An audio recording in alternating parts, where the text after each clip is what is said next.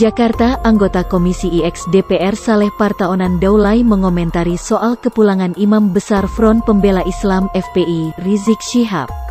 Terkait apakah Rizik perlu dilakukan karantina atau tidak, menurutnya hal tersebut merupakan kewenangan Kantor Kesehatan Pelabuhan Kementerian Kesehatan, KKP Kemenkes.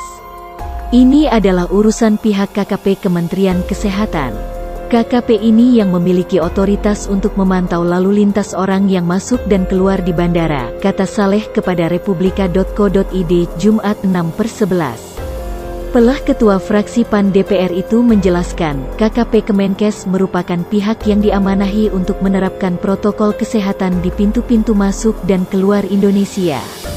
Oleh karena itu ia menyerahkan sepenuhnya kepada Kemenkes. Itu kewenangan KKP dan Kementerian Kesehatan. Mereka tentu sudah punya prosedur tetap yang diterapkan selama masa Covid ini, ujarnya. Sementara itu anggota Komisi IX DPR lainnya Kurniasih Mufidayati juga menanggapi isu serupa. Menurutnya karantina kesehatan terhadap WNI yang baru tiba di tanah air bisa dilakukan tidak sampai 14 hari. Beberapa fakta ada yang hanya beberapa hari saja karantina, bahkan ada yang tanpa karantina karena sudah membawa surat kesehatan dari luar negeri, tuturnya. Politikus PKS itu juga mengimbau agar massa yang hendak menjemput Rizik untuk mematuhi protokol kesehatan. Kita hanya bisa berpesan, tetap disiplin protokol kesehatan untuk saling menjaga kesehatan semuanya, ucapnya. Terkait apakah Rizik perlu dilakukan karantina atau tidak, menurutnya hal tersebut merupakan kewenangan Kantor Kesehatan Pelabuhan Kementerian Kesehatan, KKP Kemenkes. Ini adalah urusan pihak KKP Kementerian Kesehatan. KKP ini yang memiliki otoritas untuk memantau lalu lintas orang yang masuk dan keluar di bandara, kata Saleh kepada Republika.co.id, Jumat 6/11.